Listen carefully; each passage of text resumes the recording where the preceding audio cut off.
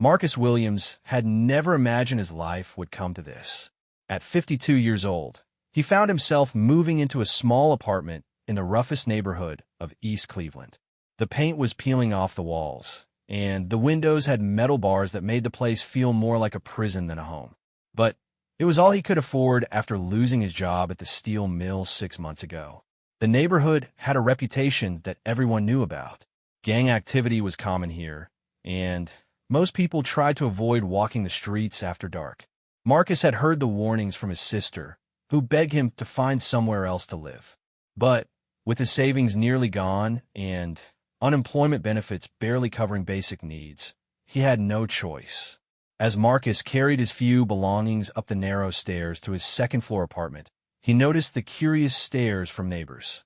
Some peeked through their windows, while others watched from doorways before quickly disappearing inside. The silence was heavy, broken only by the sound of his footsteps echoing in the hallway. His apartment was small, but clean. The previous tenant had left it in decent condition, though the furniture was old and worn. Marcus set down his boxes and looked around what would now be his home.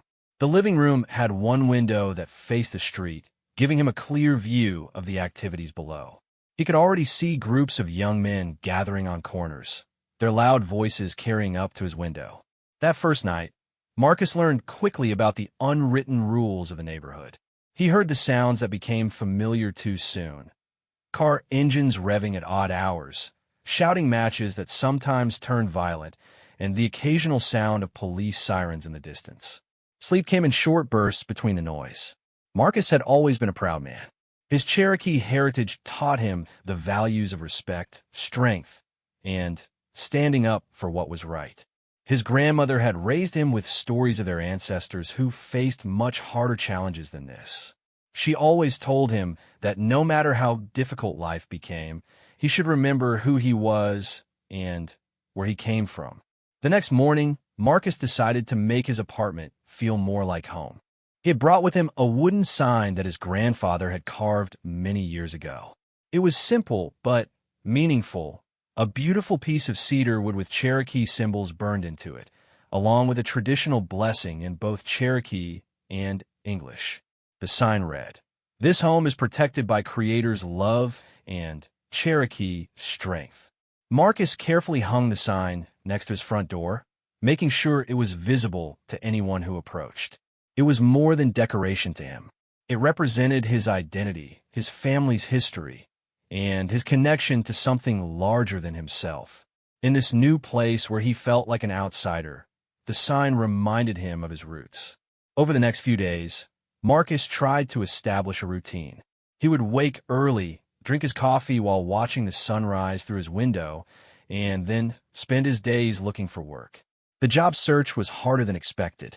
Many places were not hiring, and others seemed hesitant when they saw his address. The neighborhood's reputation followed everyone who lived there. During his walks through the area, Marcus noticed the territorial divisions that existed. Different groups controlled different blocks, and there were invisible boundaries that locals understood, but newcomers had to learn through experience. He kept to himself, nodding politely when he passed people, but not trying to start conversations. The apartment building itself housed an interesting mix of residents. There was Mrs. Rodriguez, an elderly woman who had lived there for 30 years and knew everyone's business. She spoke limited English, but communicated well through gestures and smiles. There was also James, a young father trying to raise his daughter alone while working 2 jobs. Most residents seemed like good people trying to make the best of difficult circumstances. Marcus began to understand that the neighborhood was more complex than its reputation suggested. Yes, there was gang activity and crime, but there were also families, children playing in small yards, and people who cared about their community. The problem was that the negative elements often overshadowed everything else. As his first week ended, Marcus felt cautiously optimistic. He had not encountered any serious problems, and a few neighbors had even given him friendly nods. Maybe, he thought, he could build a quiet life here until his situation improved. He had no way of knowing that his presence had already been noticed by people who would soon test everything he believed about survival, courage, and the power of heritage. The trouble started on a Tuesday evening during Marcus's second week in the neighborhood. He was returning from another unsuccessful job interview when he noticed three young men standing near the entrance to his building. They were not from the immediate area. Marcus had already learned to recognize the local faces during his daily walks. These three were different. They wore matching red bandanas and moved with the confident swagger that came from knowing they had power on these streets. The leader appeared to be in his early 20s, tall and lean with multiple tattoos covering his arms. His companions flanked him on either side, their eyes scanning the area like predators looking for prey. Marcus tried to walk past them without making eye contact, but the leader stepped directly into his path. "Hold up, old man," he said, his voice carrying a threatening tone that made other pedestrians quickly cross to the other side of the street. "You new around here, right?" "Yes," Marcus replied simply, keeping his voice steady despite the tension he felt building in his chest. He had faced difficult situations before in his life, but something about this encounter felt particularly dangerous. "Well, let me explain how things work in this neighborhood," the young man continued, moving closer until Marcus could smell the cigarette smoke on his clothes. "Everyone who lives here pays what we call protection fee. It's for your safety, you understand. Bad things can happen to people who don't have protection." Marcus felt anger rising in his throat, but he forced himself to remain calm. His grandmother had taught him that wisdom often meant choosing when to fight and when to wait. "I don't have much money," he said honestly. "I'm just trying to get by until I find work." The leader laughed, but there was no humor in it. "Everyone's got something, old man. We're not unreasonable. For you, let's say $50 a week. That's a bargain for what we provide." $50 was almost all the money Marcus had left for food that week. The demand was impossible, but he could see in their eyes that explaining his financial situation would not matter to them. These young men saw only an opportunity to add another source of income to their operation. "I need some time to think about it," Marcus said, hoping to buy himself a few days to figure out what to do. "Time?" The second gang member spoke up, laughing harshly. "There ain't no time for thinking. You either pay up or face the consequences. This ain't a negotiation." Marcus looked at each of their faces and realized that reasoning with them would be pointless. They had made their decision about him before the conversation even started. In their minds, he was just another victim to be exploited. "I'll need until Friday," Marcus said firmly, surprising himself with the strength in his own voice. "That gives me time to get the money together." The leader studied Marcus for a long moment, as if trying to decide whether this older man might be more trouble than he was worth. Finally, he nodded slowly. "Friday it is. But if you don't have our money, things are going to get very unpleasant for you. We know where you live, and we know your routine already." As the three gang members walked away, Marcus felt his hands shaking slightly. He had bought himself time, but he had no idea what he would do when Friday arrived. $50 might as well have been $500. He simply did not have it. That night, Marcus sat in his small kitchen and tried to think through his options. He could call the police, but he knew that would only make the situation worse. Gang retaliation was real, and the police could not provide 24-hour protection. He could try to move again, but he had no money for a deposit on another apartment, and finding a place would take weeks he did not have. He looked at the Cherokee sign hanging by his door and thought about his grandfather's stories. His ancestors had faced impossible situations and found ways to survive through courage, wisdom, and sometimes just refusing to give up. But those were different times, and this felt like a problem that could not be solved with traditional wisdom. Marcus barely slept that night. Every sound in the building made him jump, wondering if the gang members had decided not to wait until Friday. He found himself checking the locks on his door multiple times and positioning a chair where he could see the street from his window. The next morning brought no relief. During his job search, Marcus noticed one of the gang members following him at a distance. They were making sure he understood that they were serious about their threat. The psychological pressure was working. Marcus found it almost impossible to concentrate during a job interview because he kept thinking about his situation. When he returned to his building that afternoon, Marcus discovered that someone had been in his apartment. Nothing was missing, but small things were moved just enough to let him know that his space had been violated. A coffee cup was turned slightly, a book was moved from one table to another, and his bathroom door was left open when he always kept it closed. The message was clear. They could reach him anywhere, anytime. The walls of his apartment no longer felt like protection. Marcus realized that he was being pushed toward a decision point where he would have to choose between surrender and resistance, and both options seemed to lead to disaster.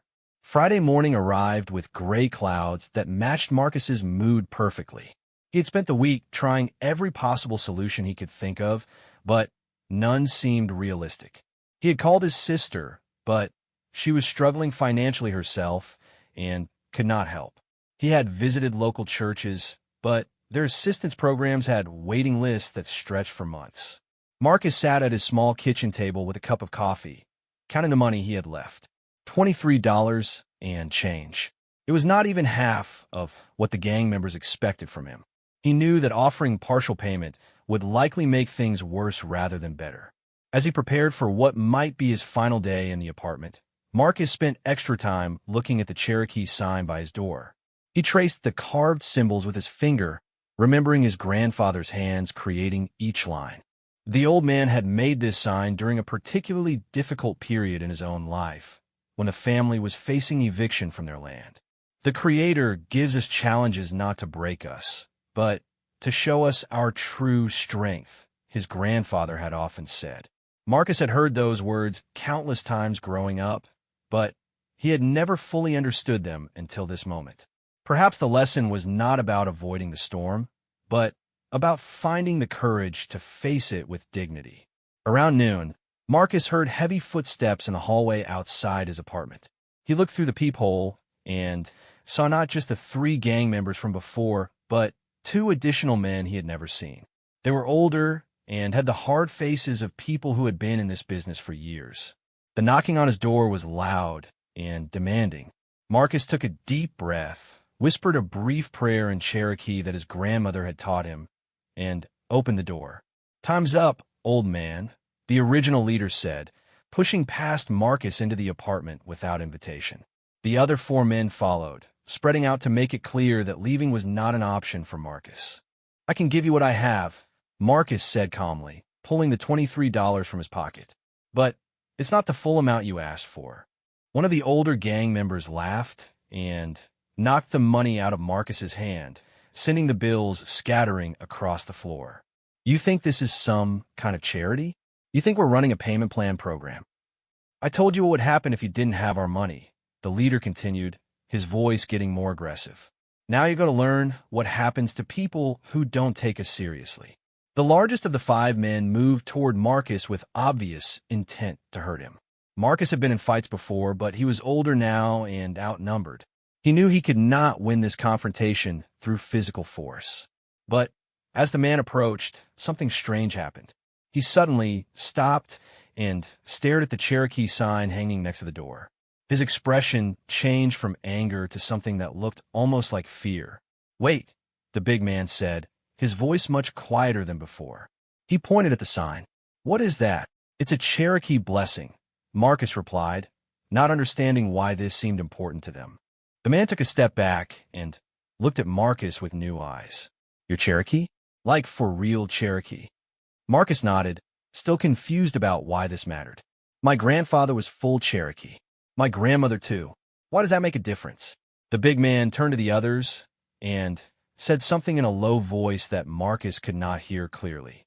Whatever he said caused all 5 gang members to step back from Marcus and look at each other with uncertain expressions. The original leader seemed frustrated by this development. "What's the problem? He's just some old guy who can't pay his bills." But the big man shook his head firmly. "Nah, man, this changes everything. You don't understand. My great-grandmother was Cherokee.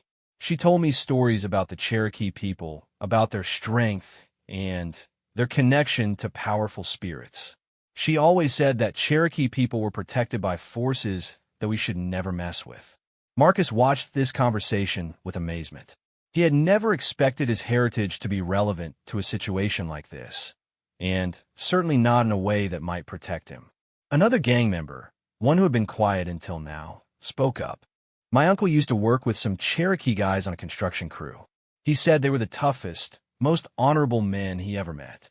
He always said that Cherokee people had some kind of spiritual protection that made it dangerous to harm them. The leader looked frustrated and angry. This is ridiculous. It's just some superstitious nonsense. We have a business to run. But Marcus could see that the other gang members were genuinely affected by the discovery of his heritage. Their entire demeanor had changed from threatening to respectful, almost cautious. The big man stepped forward and looked directly at Marcus. "Sir, I apologize for coming into your home like this. We didn't know who you were. My great-grandmother always taught me to respect Cherokee people and never to bring harm to them." Marcus felt a mixture of relief and bewilderment. He had never imagined that his Cherokee identity would save him from this situation, but he could see that these young men were genuinely influenced by their own family stories and cultural beliefs about his people.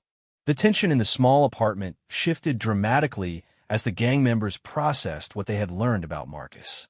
The leader, however, was not ready to give up so easily. "Look, I don't care about any of this spiritual stuff," he said, his voice still carrying aggression. "Business is business, and this old man owes us money. Cherokee or not, everyone in this neighborhood pays." But the big man, who had introduced himself as Tony, stood his ground. "No, Miguel, you don't understand what you're messing with here. My great-grandmother used to tell me stories about Cherokee medicine men who could call down bad luck on anyone who wronged them. She said their ancestors would protect them and bring trouble to their enemies." Marcus listened to this exchange with growing understanding. These young men had been raised with stories and beliefs that connected them to something larger than the street life they had chosen. Tony's great-grandmother had planted seeds of respect that were now protecting Marcus in ways he could never have planned. "Tell me about your great-grandmother," Marcus said gently to Tony, recognizing an opportunity to build on this unexpected connection. Tony's tough expression softened as he spoke. "She raised me after my mom died. She was part Cherokee herself, though not as much as you. She used to tell me that Cherokee people had a special relationship with the spirit world, that they could see things others couldn't see and had powers that protected them from harm." Marcus nodded thoughtfully. "Your great-grandmother sounds like a wise woman. She understood that Cherokee people have always believed in the connection between all living things. We believe that what you send out into the world comes back to you, and that harming innocent people brings bad consequences." Another gang member, who had been listening quietly, stepped forward. "My grandmother used to say something similar. She was Mexican, but she respected the Native American people who lived here before everyone else. She said they had spiritual knowledge that other people had lost." Marcus could see that Miguel, the leader, was becoming increasingly frustrated with the direction of this conversation. But Marcus also noticed that Miguel was outnumbered by his own crew, who seemed genuinely affected by the cultural and spiritual implications of the situation. "Let me tell you something," Marcus said, addressing all 5 men. "My grandfather taught me that true strength comes not from taking from others, but from protecting those who cannot protect themselves. Cherokee warriors were respected because they defended their people and their values, not because they threatened the innocent." Tony nodded earnestly. "That's exactly what my great-grandmother used to say. She told me that Cherokee warriors had a code of honor that made them different from other fighters." Marcus saw an opportunity to share something meaningful. "Would you like to know what this sign really says?" he asked, pointing to the Cherokee blessing hanging by his door. The gang members gathered around as Marcus translated the Cherokee words. It says, "May the Creator's protection surround this home and all who enter it. May wisdom guide the actions of those who pass through this doorway. And may peace be found by all who seek it here." The room fell silent as the men absorbed these words. Marcus continued, "My grandfather carved this sign to remind our family that our home should be a place of safety and wisdom, not just for us, but for anyone who enters it with good intentions." Miguel shifted uncomfortably, clearly realizing that his intentions had been anything but good. But Marcus was not finished.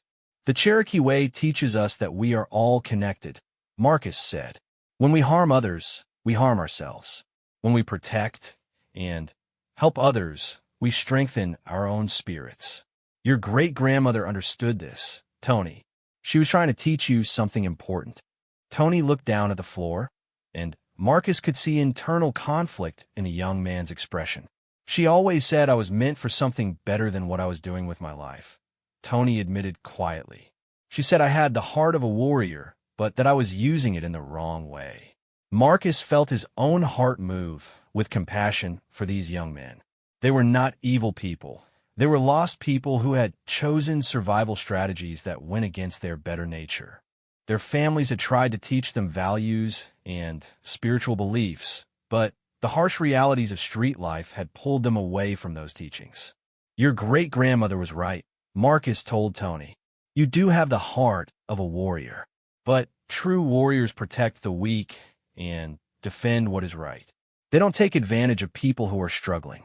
Miguel finally spoke up, his voice less aggressive than before. "So what are you saying, old man? That we should just forget about our business and become some kind of spiritual do-gooders?" Marcus looked directly at Miguel. "I'm saying that you have choices about who you want to be. Right now, you're choosing to be people who threaten and steal from others. But you could choose to be people who protect and help your community instead."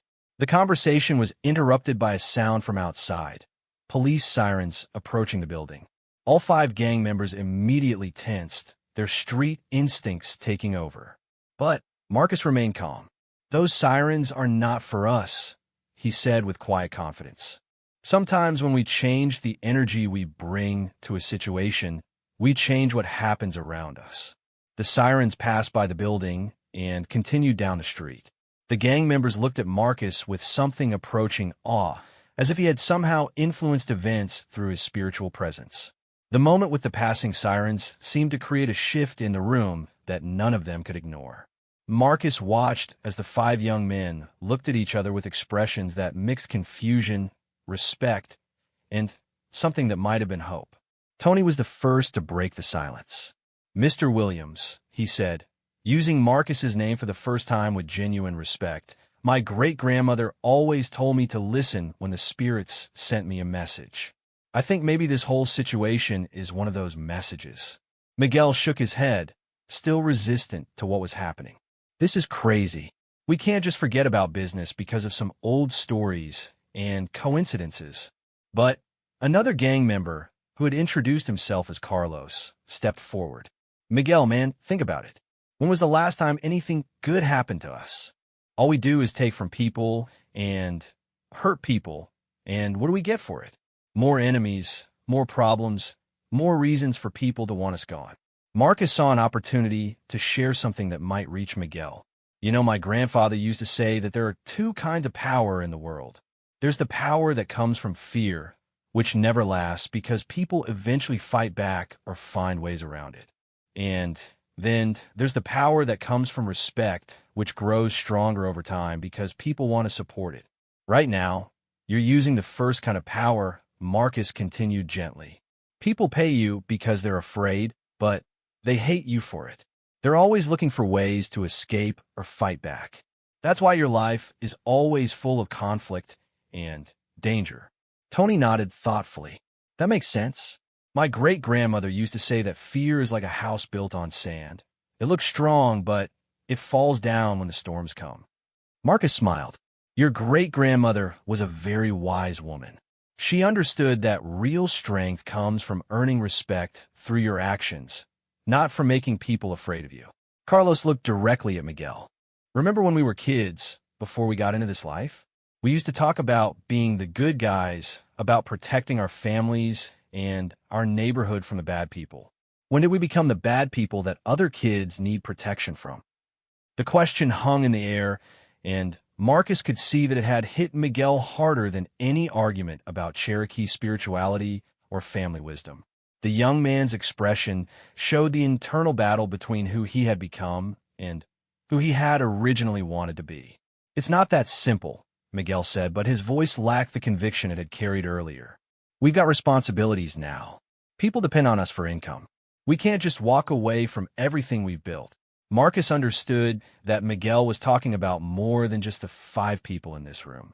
Gang operations involved many people, family members who depended on the income, younger kids who looked up to them, territorial commitments that couldn't be abandoned without consequences. Change doesn't have to happen all at once, Marcus said wisely. Cherokee people learned to adapt to new situations gradually, keeping what was good and useful while letting go of what no longer served them. Tony looked hopeful. "What do you mean? How can we change gradually?" Marcus thought carefully before answering. "Well, for example, instead of demanding protection money from people who can barely afford food, you could offer actual protection services to people who need them. There are elderly folks in this neighborhood who would gladly pay for someone trustworthy to walk with them to the store or to check on their apartments when they're away." The idea seemed to intrigue several of the gang members. Carlos spoke up. "That's not a bad idea. Mrs. Rodriguez downstairs is always nervous about going out after dark. She's told me she wishes she had someone reliable to help her with errands. And there are small businesses around here that get robbed all the time," added another gang member. "They might pay for real protection from actual criminals, not protection from us." Marcus could see their minds working, trying to figure out how their existing skills and organization could be redirected toward legitimate purposes. It was exactly what he had hoped for.